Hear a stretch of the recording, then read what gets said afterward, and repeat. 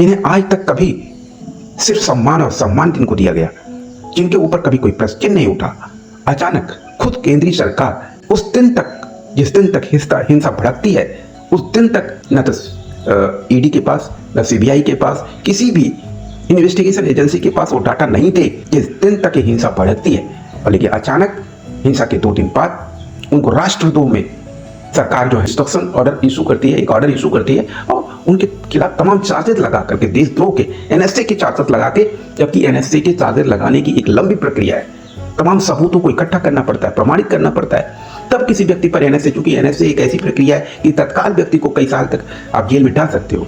तो एनएसए का उपयोग करना है राष्ट्रहित में, या एनएसए का एक तानाशाही सरकारी व्यवस्था को व्यवहारिक बनाना है, जिससे देश के टूटने, गृह युद्ध में परिवर्तित होने, आपसी गरीब, मासूम, बेबस, लाचार, मजबूर लोग बेरोजगारी से त्रस्त है, महंगाई से त्रस्त है, वो क्या देश से, अपनी खुद की सरकार से अपनी जान को दांव पर लगा करके देश से, सत्ता से लड़ने का तो साहस करेंगे, जिनको खाने के लिए नहीं है, जिनको अपने बच्चे के भविष्य के लिए चिंताएं उनके मन में ग्रसित हैं। तो सिर्फ जब मन आक्रोशित होता है तो अपने आप आतंक की दिशा तय कर लेता है। तो हम और हमारी सरकारें क्या चुप रह करके सरकारों को हम खुद भी एक आतंकी सरकार बनने का प्रश्रय दे रहे हैं? विपक्ष की पार्टियां, राजनीतिक पार्टियां क्या अपना दायित्व सिर्फ शब्दों से पूरा कर लेंगी? जो जिम्मेदारी, जो नेतृत्व खुद विपक्ष को राष्ट्रहित में करना था, पार्टी और व्यक्तिगत नीतियों और उद्देश्यों से ऊपर उठ के राष्ट्रहित में जो लद्दाख के लिए करना था, लद्दाख के नेतृत्व के साथ करना था, खड़ा होके वो नहीं निभाया। और दुष्परिणाम वहां तक पहुंचा कि आज सोनम वांगचुक को राष्ट्रद्रोह एनएसए लगा करके उनको जेल में बंद कर दिया गया, उनको हाउस कस्टडी में रख दिया गया। ये दुर्भाग्यपूर्ण घटना है, ये राष्ट्र को दिशाहीन बनाने की घटना है। युवाओं के आक्रोश में तेल डालने जैसा काम है, पेट्रोल डालने जैसा काम है। युवाओं के आक्रोश को भड़का करके हम कभी शांति का रास्ता कैसे ढूंढ सकते हैं? वो कौन सा सरकारी मशीनरी का मनोविज्ञान है जो सरकार को यह आदेश देता है, यह अधिकार तय करने का देता है कि तुम हिंसा से शांति की स्थापना कर सकते हो? जहां पर अपने देश की मासूम, बेबस, लाचार, मजबूर किसान हैं, जो कर्ज से पीड़ित है, जिनके ऊपर तुमने बैंकर्स की ऐसी कोड़े लगा रखे हैं कि बैंकर्स आए दिन ईएमआई के नाम पर, इवन सेविंग बैंक से हर महीने 500 की लूट का धंधा चला रहे हैं, वो भी सरकारी इंस्ट्रक्शन पर, सरकारी अधिकार से। उस पर सरकार एक्शन लेने, जो वास्तव में राष्ट्रद्रोह कर रहे हैं सरकारी गुंडा बन करके, उस पर ये सरकारें कोई एक्शन नहीं लेती। और दुर्भाग्यपूर्ण तरीके से एक आम आदमी अपने जीवन के लिए, अपने बच्चे के भविष्य के लिए, उसकी शिक्षा के लिए, उसकी स्वास्थ्य सुविधाओं के लिए यदि मांग करता है तो वह राष्ट्रद्रोही हो जाता।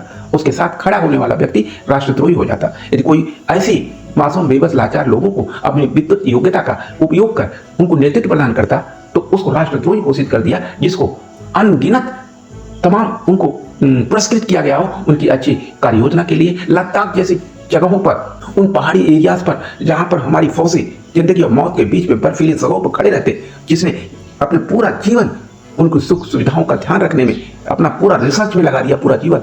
एक रिसर्चर को दुनिया कब जानती है? जब तक संस्थाएं उसको अपनी पहचान नहीं देती, जब तक वो अपनी पहचान की व्यवहारिक सच्चाई को जमीन पर साबित नहीं कर देता। न जाने कितने साइंटिस्टों का जीवन खत्म हो जाता है, लेकिन उस मिशन को लेकर, लेकिन दुनिया उन्हें जान तक नहीं पाती। उसके बावजूद सोनम वांगचुक पर जो एक प्रमाणित जीवन है, उस प्रमाणित जीवन को, उसके जीवन की पूरी कमाई को ध्वस्त करने के लिए कुछ सरकारी षड्यंत्र रचे। कुछ पहले कितना भयभीत होती थी सरकारें कि योग्य व्यक्ति पर एक झूठे आरोप के तहत यदि सरकारी झूठे आरोप लगाएं और अपनी सत्ता का उपयोग करें तो उनके खिलाफ कौन सा एफआईआर दर्ज होना चाहिए, ये व्यवस्था कैसे लागू होगी? वो गृह मंत्री, वो प्रधानमंत्री जो किसी पर झूठा एनएसए अप्लाई कराता है और उसके बाद कई सालों तक उसे अपराध में रखने के बाद कोर्टें उसे माफ कर देती हैं, उसे निर्दोष साबित करती हैं, तो क्या वो जो सजा 2 साल, 4 साल, 1 सेल जैसी प्रताड़नाएं दी जाती हैं, ऐसे केस में हमारी सरकारी संस्थान और संघ उच्चतम न्यायालय का क्या दायित्व बनता है? लोकपाल की व्यवहारिक जमीन आज तक विपक्ष ने क्यों नहीं तैयार किया? उसके लिए क्यों नहीं लड़ाई लड़ी? वास्तव में विपक्ष की कमजोरियां राष्ट्र को अहिंसा के अंधेरे कुएं में ढकेल रही है। ये घटना भी राष्ट्र के युवाओं को अंधेरे में ढकेलने जैसा ही है। देखते हैं वांगचुक क्या कह रहे हैं, पकड़ने से पहले और पकड़ने के बाद। वहां मीडिया के लोग क्या सोच रहे हैं, मीडिया की सोच में क्या है, आइए उसको भी जानने की कोशिश करते हैं, समझने की कोशिश करते हैं। सोनम वांगचुक ने भारतीय सेना के लिए सौर ऊर्जा से चलने वाला एक टेंट बनाया है। इसके बाद भी उन पर देशद्रोह के आरोप लगे, चीन का एजेंट कहा गया, उनकी गिरफ्तारी तभी से तय लगने लगी थी। जो व्यक्ति भारत की सेना के लिए लद्दाख की ठंड में सौर ऊर्जा से चलने वाले टेंट का आविष्कार करेगा, उसके आविष्कार से लाखों रुपए की बचत होगी और पर्यावरण की रक्षा हुई है, क्या वह देशद्रोही हो सकता है? वांगचुक के नाम पर कई पेटेंट हैं। उन्होंने आइस स्तूप बनाकर पानी के संकट का बड़ा समाधान खोजा। इसके तहत सर्दी के दिनों में बर्फ के रूप में पानी को जमा करने की टेक्नोलॉजी बनाई, जो गर्मी के दिनों में पिघलकर किसानों के पास जाता है। जिस व्यक्ति का जीवन इन सब में लगा हो, क्या वह देशद्रोही हो सकता है? तो इस बार की सर्दियों में हमने ये देखा कि जो हमारे सैनिक हजारों में तैनात है गालवान की वादी में, वहां बहुत कड़ाके की ठंड पड़ती है, उन्हें बहुत तकलीफें हो रही हैं। तो हमने इस यूनिवर्सिटी में एक प्रोजेक्ट पे काम करना शुरू किया और प्रोजेक्ट था एक ऐसा तंबू, पैसिव सोलर हीटेड टेंट बनाने का, जिसमें कि हमारे सैनिक आराम से रह सकें और गर्मी सूरज से हो और न तेल का खर्चा न धुआं हो। हिंसा पे, किसी भी आगजनी या तोड़फोड़ पे मैं खुश नहीं हूं, मैं उसकी निंदा करता हूं। ये तरीका नहीं था, हमारा तरीका शांतिपूर्ण था, उसको और धैर्य से हमें आगे बढ़ाना था। और ट्वीट किया है कि रावण का भी अंत हुआ था, कंस का भी हुआ था, हिटलर और मुसोलिनी का भी अंत हुआ था, और आज लोग उन सभी से नफरत करते हैं। आज हमारे देश में तानाशाही चरम पर है।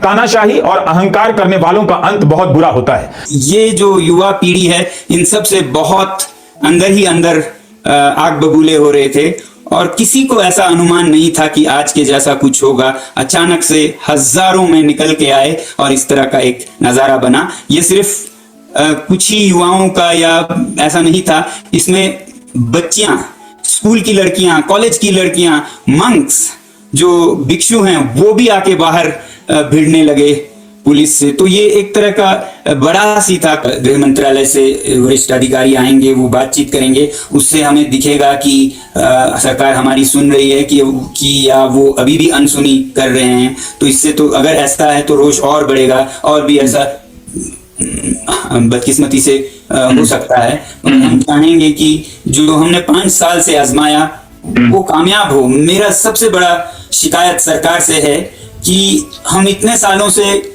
शांति आजमा रहे थे, उन्होंने शांति को फेल करके अशांतिपूर्ण तरीकों को एक तरह से हवा दी। क्योंकि ये युवा कभी नहीं आते अगर हमारा अनशन सफल होता, अगर हमारा पदयात्रा सफल होता तो युवाओं को इस तरह सड़क पे आने की कभी जरूरत नहीं पड़ती।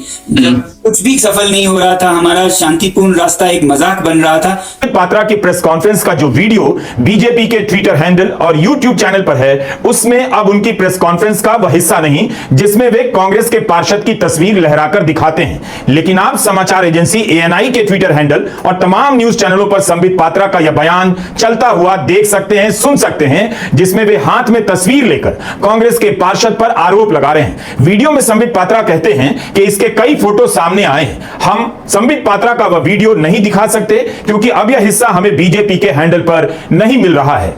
अपने ट्विटर हैंडल पर ऐसे कई ट्वीट की जांच की है जिसमें इस तस्वीर का इस्तेमाल किया गया है और यही तस्वीर टीवी चैनलों पर भी चली है।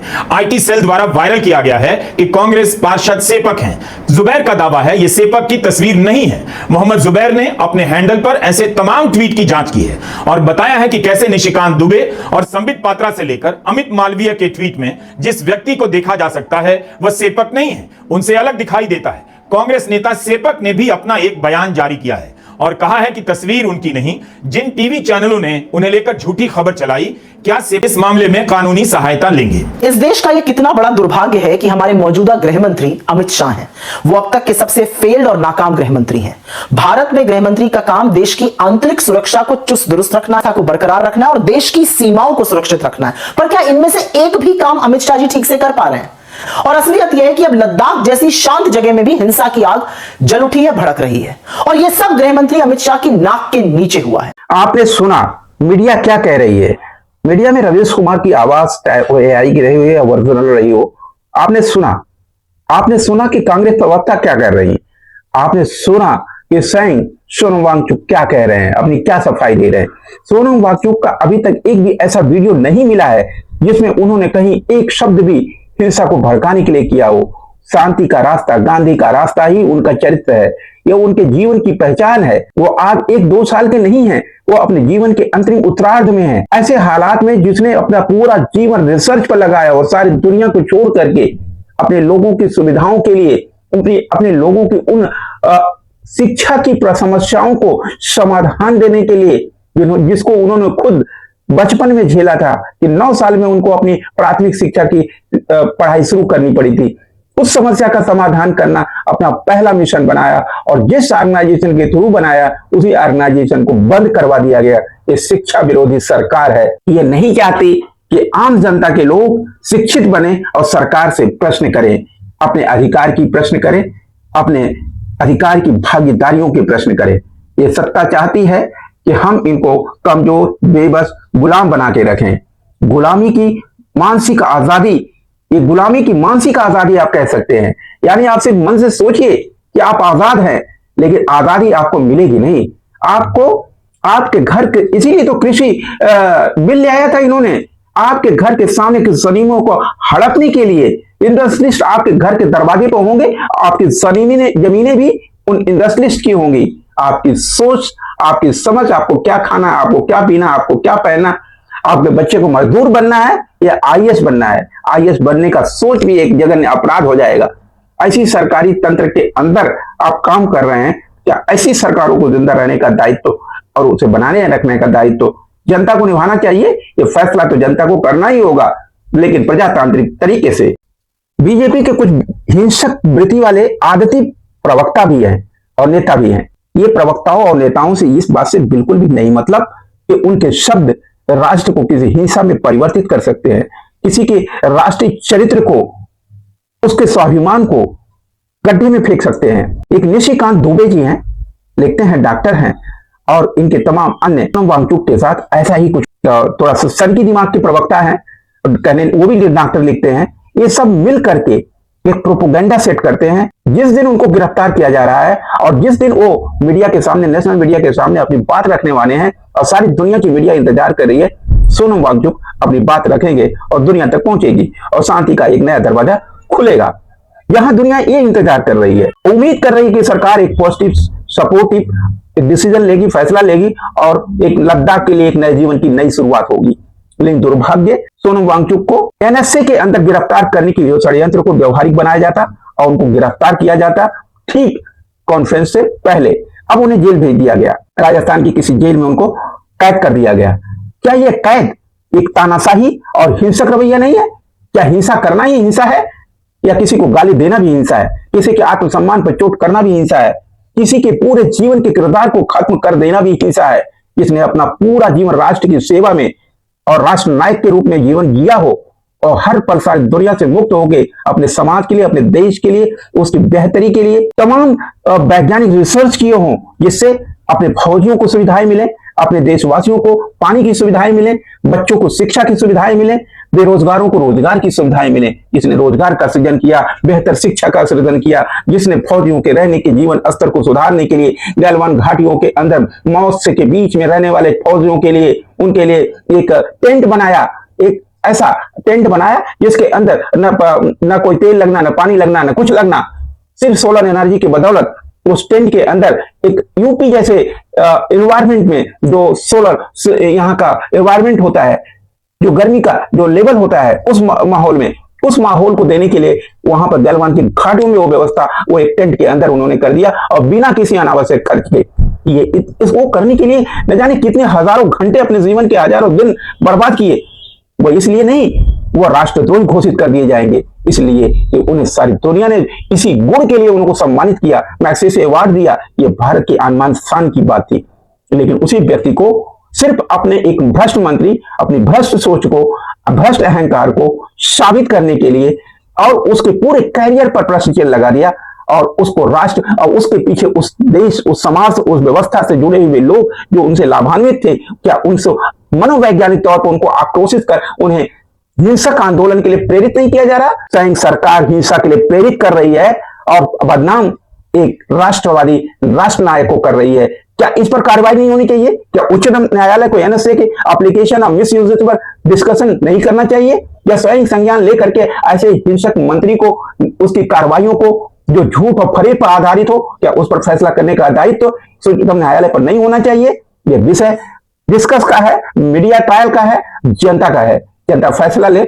ऐसी सरकार और ऐसे मंत्री देश को और खासतौर से भारत, जहां सत्य न्याय और अहिंसा का भारत हो, जहां गांधी का भारत हो, नेहरू का भारत हो, उस भारत में ऐसे हिंसक किसान द्रोही, शिक्षा द्रोही, छात्र द्रोही, युवा द्रोही, मातृशक्ति द्रोही, जिसके 50 नहीं 80% मंत्री बलात्कारी हों, बलात्कारी सोच के हों, भ्रष्ट हों, हिंसक हों, ऐसी सरकार को राष्ट्र की जिम्मेदारी देना राष्ट्रद्रोह से ज्यादा खतरनाक क्यों नहीं?